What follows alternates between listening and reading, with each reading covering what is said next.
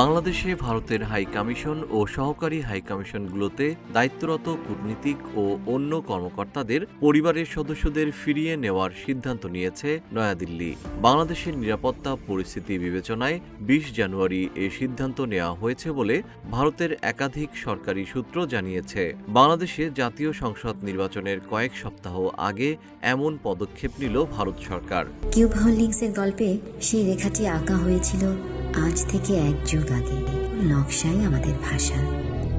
Cube holdings limited. ভারতীয় কূটনীতিকদের বরাত দিয়ে সেদেশের সংবাদ মাধ্যম দ্য হিন্দু এক প্রতিবেদনে জানিয়েছে, কূটনীতিকদের পরিবারের সদস্যদের ফিরিয়ে নেওয়া হলেও বাংলাদেশের ভারতীয় হাই কমিশন ও সহকারী হাই কমিশনগুলো পূর্ণ সক্ষমতার সঙ্গে কাজ চালিয়ে যাবে।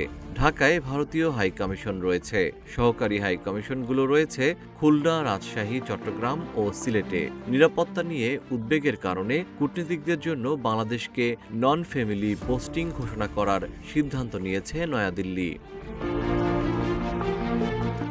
জিএম শিহাব, রূপালী বাংলাদেশ।